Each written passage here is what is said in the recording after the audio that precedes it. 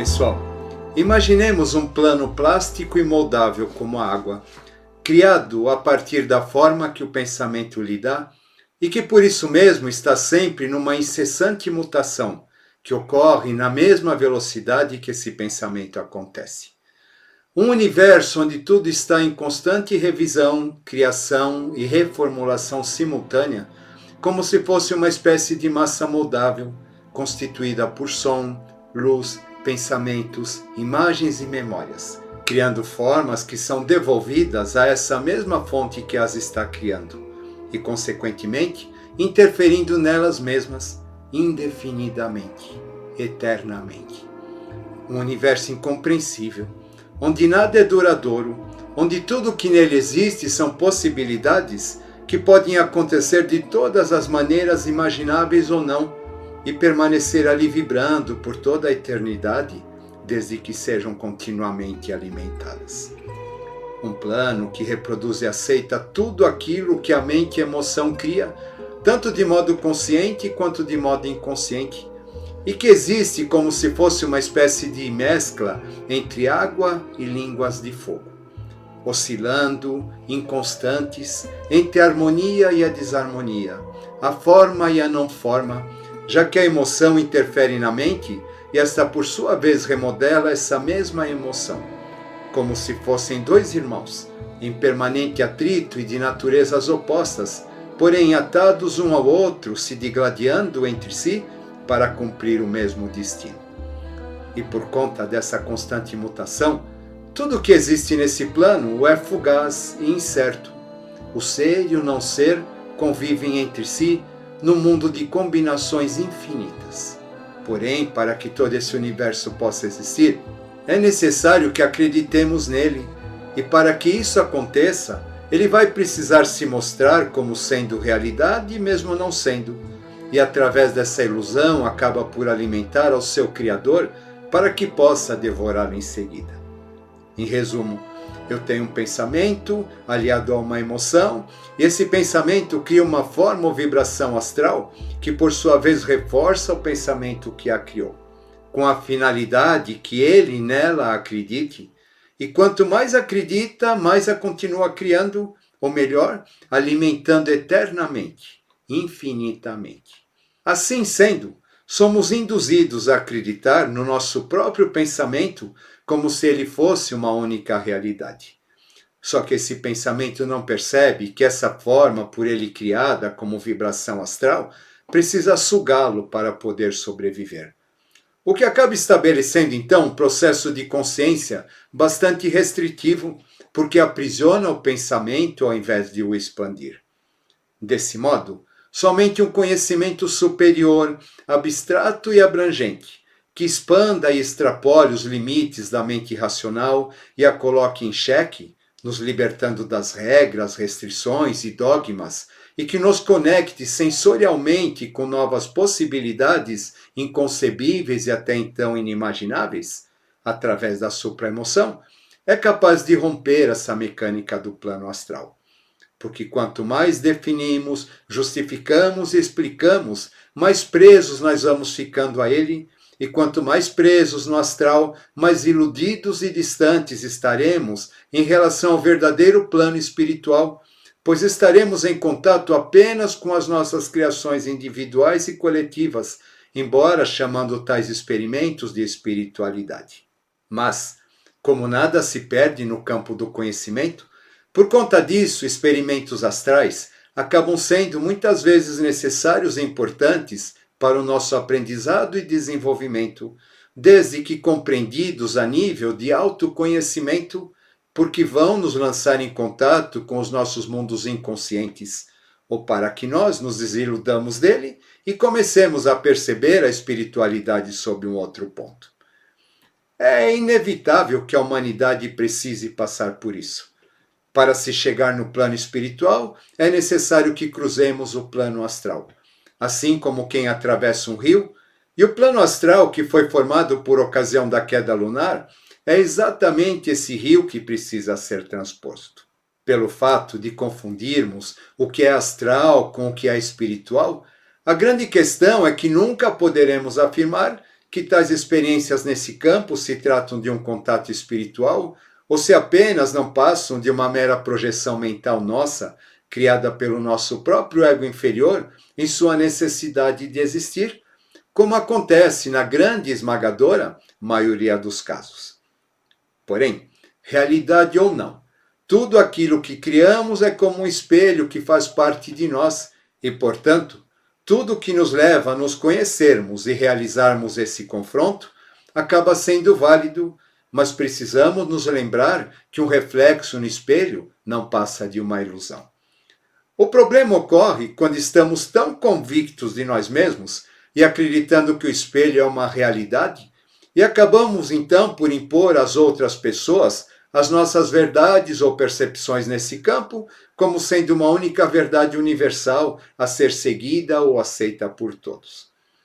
Eu fico impressionado em ver nos diversos canais que existem aqui no YouTube, supostamente falando a respeito de espiritualidade, e o quanto essa questão acaba sendo confundida com acesso ao plano astral, através do depoimento de pessoas que se dizem possuidoras de algum tipo de credencial ou tipo de mestre, que as colocam em contato com esse plano, e então nos ficam falando a respeito das coisas que ali supostamente acontecem, se apresentando de certa maneira como pessoas privilegiadas e que têm proximidade com tudo aquilo que ocorre nos bastidores dos planos ditos como espirituais, para que o nosso destino terreno possa se cumprir.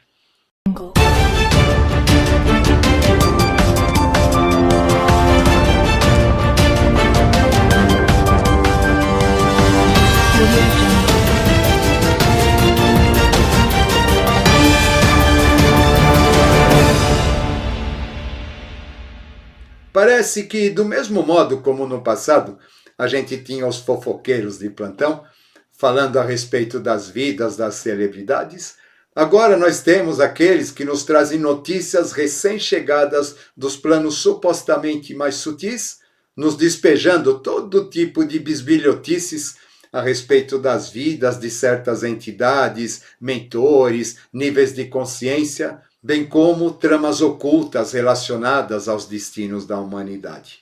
É um tal de falo com o mestre tal, encontro com o guia tal, entro e saio do umbral quando quero, e ainda fico trocando uma ideia com as almas que lá estão, perguntando para elas suas sensações, se estão arrependidas ou coisas do tipo. Insinuam ter livre acesso para ir aos planos que bem imaginarem, sempre nos dando um furo de reportagem como mensageiros do além, sempre os primeiros com as últimas. E deste modo, tanto os conceitos quanto os preconceitos e devaneios dessas pessoas acabam sendo amplamente divulgados e alardeados como sendo a realidade. O que não deixa de ser um reflexo do plano astral, mas astral é apenas astral, nada além disso. Já se perguntaram por que em tempos de tantos supostos paranormais e sensitivos na humanidade, guias, métodos e oráculos para nos guiar, temos ao mesmo tempo uma humanidade tão confusa e perdida, onde o homem cada vez se afasta mais de si? A resposta para isso é bem simples, porque estamos densamente envolvidos pelo plano astral que possui essas características, não pelo espiritual como acreditamos, mas sim pelo astral coletivo, que vai funcionar como uma espécie de casulo que deve ser rompido para que a verdadeira espiritualidade do novo ciclo possa acontecer. E grande parte desse casulo foi criada e mantida através das religiões e até mesmo algumas ordens iniciáticas com seus dogmas e suas definições, seus conceitos e preconceitos. As grandes religiões criam grandes egrégoras coletivos e uma vez que entremos em contato com eles por algum tipo de afinidade vibracional ou por um momento de fragilidade, quando o nosso campo vibratório está enfraquecido por algum motivo, então esse mesmo egrégora passa a atuar sobre nós, interferindo inclusive na nossa vibração individual, tanto emocional quanto racional. E deste modo, então, passamos a acreditar que esse mesmo egrégora é uma realidade absoluta, e passamos ali a alimentar. Afinal, o plano astral, como já dissemos, está sempre se retroalimentando de tudo aquilo que cria. Mas essas religiões não foram fundadas por mestres. Lembremos que os mestres vieram para nos apontar direções e não caminhos, e aquilo que criamos a partir dos seus ensinamentos é única e exclusivamente responsabilidade nossa. Nenhum mestre veio para fundar uma religião. Religiões são criações e necessidades humanas, e aquilo que criamos, mais cedo ou mais tarde voltará para nos devorar, como foi o caso da Inquisição Católica e tantos outros radicalismos religiosos, causadores de tantas guerras, dissidências e sofrimentos, criados a partir da distorção do ideal conciliador de um mestre manifestado. Acontece que o coletivo acaba criando uma forma psíquica personalística desse mestre, de acordo com as expectativas e interesses de poder de algum grupo, o que vai acabar fazendo com que essa imagem do mestre se transforme numa espécie de entidade, egrégora ou criação psíquica que nada tem a ver com ele próprio, além da suposta aparência, muitas vezes duvidosa. Porque alguém sabe como realmente foi o Cristo? Será que ele tinha cabelos e barbas longas e olhos azuis? E quanto ao Buda, seria ele aquele gordinho feliz? Afinal, todo gordinho é sempre feliz. Aliás, tanto o termo Cristo quanto o termo Buda referem-se a estados de consciência e não a pessoas específicas. Vão ser criadas, então, imagens de Jesus, de Buda ou Maomé, por exemplo, que não passam de plasmações astrais coletivas a serem seguidas e adoradas. E deste modo, essas entidades astrais acabam sendo tomadas pelos verdadeiros mestres espirituais.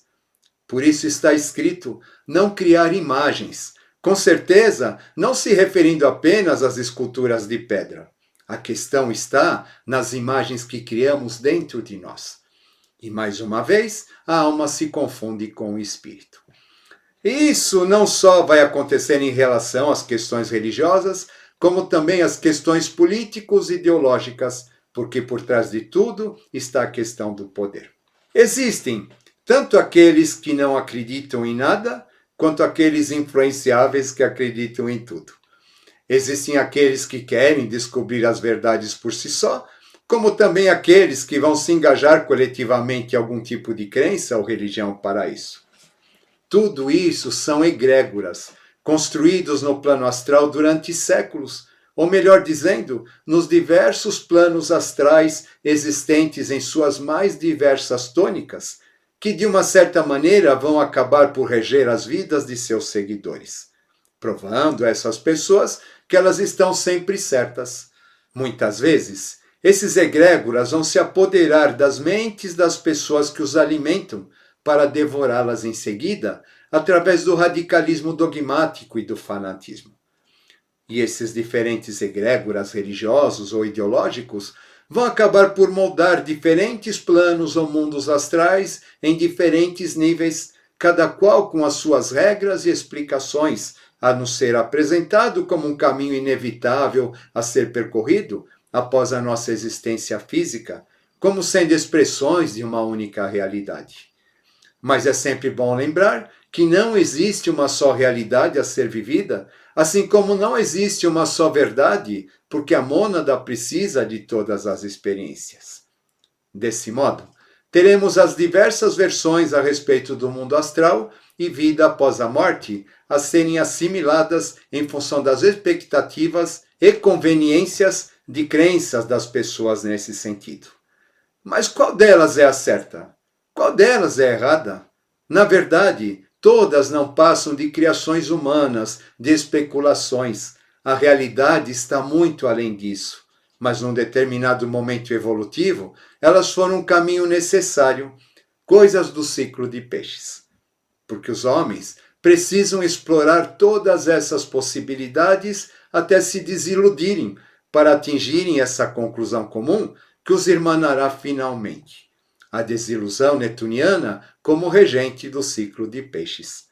Imaginemos, então, todos os níveis de emoção que existem, desde as mais instintivas até as mais sublimes. e o modo como elas reagem em função dos estímulos externos que recebemos, sem contar que essas mesmas emoções estão atreladas a memórias conscientes e inconscientes depositadas em nossas mentes concretas que as justificam como reais. E esses conceitos e lembranças, por sua vez, desencadeiam mais e mais estímulos emocionais que, através da vibração, criam toda uma gama de formas astrais que, por sua vez, retornam alimentando as nossas emoções e crenças, nos provando que estas são verdadeiras. Somos prisioneiros dos nossos sentidos e a isso chamamos de realidade. Porém, essa é uma pseudo-realidade, moldada a partir do estado de consciência racional e nível perceptivo de emoções de cada um. E nesse campo, o nosso corpo astral é aquele que vai atuar como um ímã e induzir a nossa realidade nessa existência. Quando uma pessoa tem seu campo mental e suas crenças atrelados ao seu modo de sentir e agir perante o mundo, vibrará então em estado harmônico, independente de qual seja a sua religião. Ao passo que quando uma pessoa possuir um modo de agir e sentir completamente em desacordo com tudo aquilo que pensa ou acredita saber, estará vivendo num mundo caótico e assim será tudo o que a rodeia. Deste modo, cada pessoa individualmente vai viver sua própria realidade, harmônica ou caótica, porque a mônada precisa de todos os tipos de experiência e vai acabar arrastando isso para o mundo externo, alimentando o astral coletivo, que por sua vez vai passar a influenciar e conduzir as massas. Uma vez sabedores de que o nosso campo vibracional atrai a nossa realidade, então vão surgir todos os tipos de métodos, cursos e ritos para que possamos ter esse controle e atrair a realidade que desejamos para nós. Geralmente baseada em amor possessivo, felicidade, poder financeiro eternos. Então tudo fica ainda mais simples, rápido e objetivo. Basta a gente fazer um curso qualquer ou frequentar alguma ordem ou religião que prometa a salvação, e desde que estejamos em dia com as mensalidades ou dízimo, tanto faz, é claro, então estaremos aptos a mudar as nossas vidas. Assim sendo, basta acreditar que somos alguma coisa para sermos aquilo que queremos ser, sem precisar conquistar internamente tal estado. Mas será que a coisa funciona assim? No plano astral, com certeza sim, porém no plano espiritual, aí já é bem outra história. Percebam o quanto estamos atolados em tudo isso dentro da nossa cultura contemporânea. Curioso é que muitos dos que nos oferecem tais caminhos se dizem orientados e guiados por mestres, tanto espirituais, astrais, intraterrenos, extraterrenos, entre outros. Ou seja, isso é aquilo que mais a gente vê e a gente percebe que existem crenças para todos os gostos. Mas a grande questão é que temos muita dificuldade em entender que o mestre é apenas um canal de uma consciência superior e não a própria consciência superior. Desse modo, JHS não é uma pessoa, Emmanuel não é uma personalidade, mas são padrões vibratórios de consciência. O mesmo acontecendo com índios, pretos velhos, caboclos, ciganos e até mesmo santos, em diferentes níveis, é claro, que a gente só consegue ver ou identificar quando se apresentam a partir de uma forma personalística. Porque, infelizmente, ainda estamos presos ao mundo das formas e, portanto, ao culto da personalidade. Mas lembrando que a forma não passa de uma ilusão em relação à essência que ela carrega ou representa. A personalidade é astral, porém a essência é espiritual. Quando um ser ascende a um determinado padrão consciente, embora ele tenha atingido aquele padrão vibratório, ele não é o padrão. O padrão não é perene nele. O padrão não está atuando enquanto ele come, dorme, vai ao banheiro. Esse ser é apenas um veículo que manifesta ocasionalmente aquele padrão de consciência que existe, existiu e existirá sempre, apesar dele. Mas a gente acaba associando o padrão espiritual à pessoa que o manifestou, e com isso são criadas entidades personalísticas que estabelecerão formas psíquicas a serem cultuadas e seguidas. E então, muitas vezes podemos até sonhar, meditar, entrar em estado de transe ou interagir de modo intuitivo com essas criações, acreditando possuir algum tipo de conexão com tais mestres ou sermos orientados pessoalmente por eles. Mas, na verdade, é possível que tais sonhos nos tragam mensagens profundas do nosso plano inconsciente relacionado àquele mestre que vai se utilizar dessa imagem para nos impressionar. Mas, no final, acaba prevalecendo sempre o contato com a gente mesmo, que diz muito mais a nosso respeito do que ao coletivo, ou seja, mais uma vez estamos diante do espelho. O encontro verdadeiro com o mestre num plano sutil é uma experiência muito íntima, inenarrável, intransferível, como se fosse um cristal tão sutil que se quebra e perde a magia conforme a gente vai falando sobre ele. Por isso, quem tem ou teve essa experiência verdadeira, a conserva mantida no silêncio do sacrário que existe dentro do coração de cada um. O problema está quando o ego entra em ação. E aí vai propagar ao coletivo aquilo que é individual, no sentido personalístico, afirmando ser ou se apresentando como um portador ou mensageiro da verdade.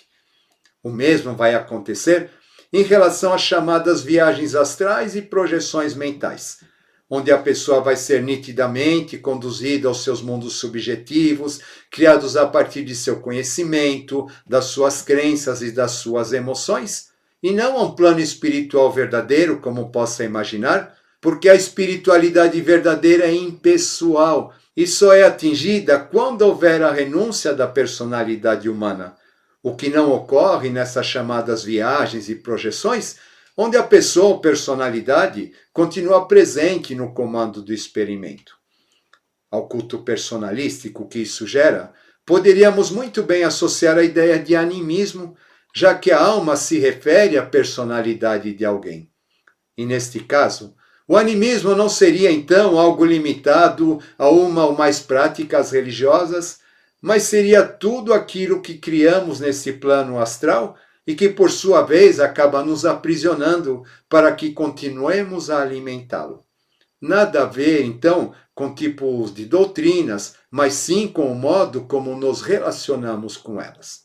Se formos pensar assim, dentro do atual estágio em que se encontra a humanidade, neste caso, então, todas as religiões e filosofias tendem ao animismo, principalmente quando vistas como sendo uma única e salvadora realidade que deve ser mantida e imposta a todo custo, cujos mestres precisam ser venerados e reconhecidos.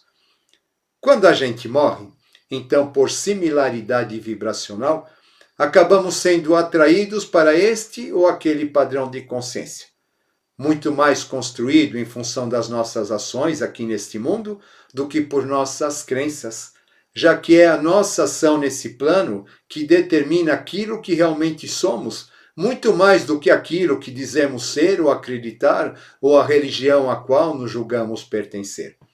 E como nesse estado pós-morte somos uma confusão de pensamentos, sentimentos e reações, porque perdemos o corpo, que era o fio que alinhava tudo isso, então essa ambiência astral caótica, formada por todos esses elementos desassociados, acaba sendo o limbo que muitas narrativas descrevem, ou o purgatório, no qual nos vemos imersos após deixarmos esta vida. Deste modo, quanto mais harmonia entre pensamento, sentimento, crenças e ações tenhamos praticado nessa existência, mais tranquilo será esse estágio, bem como o plano ao qual seremos direcionados para dar continuidade à nossa passagem por aqui, deixando o plano terreno para trás. E a esse alinhamento interior se dá o nome de corpo causal, porque é ele que vai manter nossos demais corpos agregados até mesmo após a nossa morte física, e isso independentemente da fé de cada um. Em contrapartida, quando não existe algo em comum que agregue esses corpos, eles então não passam de energias desgovernadas, amontoados de vários tipos de sentimentos, instintos e padrões mentais cristalizados e apegados que vão ficar vagando por ambientes vibracionalmente confusos e instáveis, compatíveis a esses estados, que vão acabar se alimentando das vibrações das pessoas que frequentem tais ambientes, e nelas interferindo para que lhes alimentem de volta, aprisionando-as nessa condição vibratória. Lembrando que tudo aquilo que atraímos do plano astral é porque pertence ou faz parte de nós por similaridade vibratória. Portanto, não existem perseguições oriundas de entidades externas em troca de nada. Provavelmente, as atraímos no momento de raiva, ira, medo ou insegurança, entre outros instintos. As atraímos por algo que somos e muitas vezes não queremos ver, ou seja, elas acabam sendo nossos espelhos. O astral é um grande espelho. O que é interessante a gente notar é que nesse plano cada um só é capaz de ver a si mesmo e aquilo que estiver na mesma faixa vibracional, e que, portanto, diga a respeito de si, já que o plano astral é também o plano do ego inferior, que não enxerga nada a não ser ele próprio, como se nada mais existisse. Por isso, a grande maioria daqueles que se auto-intitulam como mestres ou seus emissários não admitem ser contrariados e se apresentam como sendo a única verdade. Portanto, muito cuidado com a vaidade. Para que o espiritual se manifeste em alguém, é necessário que haja a renúncia de si. Em contrapartida, o astral busca reconhecimento para poder sobreviver. Deste modo, pessoas ou líderes visivelmente egóicos e vaidosos, ávidos pelo poder, não serão capazes de nos conduzir ao progresso espiritual, a não ser que seja pelo caminho da dor e da decepção, porque eles representam nossas sombras a serem superadas. A essa renúncia de si pelo outro, sem julgar, sem catalogar ou condicionar, é dado o nome de amor universal, que é um amor verdadeiro e desinteressado, sem visar o reconhecimento, como uma luz guia a nos orientar. Enquanto aquele que mede, condiciona, especifica e julga e cria regras é o aspecto anímico relacionado ao plano astral, que é o plano das personalidades. Como percebemos, falar sobre plano astral ou viagem astral não significa necessariamente falar sobre espiritualidade. Em contrapartida, conheço várias pessoas que se dizem ou se insinuam aos outros como iniciados, possuidores de grande conhecimento, que, no entanto, são frios como uma pedra, porque sua prática é inquisidora, fanática e intolerante. Ou seja, falar do conhecimento também não implica em falar sobre espiritualidade, porque a mente racional também faz parte do plano astral. É necessário que sejamos o pensamento, o sentimento, a ação, a crença e o conhecimento atuando em harmonia igualitária, já que o plano espiritual é lúcido porque é neutro, enquanto o plano astral é ilusório porque é tendencioso. O plano astral é um véu que precisa ser rasgado porque é um labirinto que nos dispersa e não um caminho que nos conduz à verdade universal. Mas para que cheguemos a essa conclusão, precisamos conhecê-lo, e é por isso que ele existe, para que através dele nos libertemos das nossas ilusões e finalmente conquistemos a espiritualidade por nós mesmos. Fica aqui então mais um tema para a gente pensar. Espero que vocês tenham gostado. Vamos que vamos, mente livre, coração leve e até a próxima.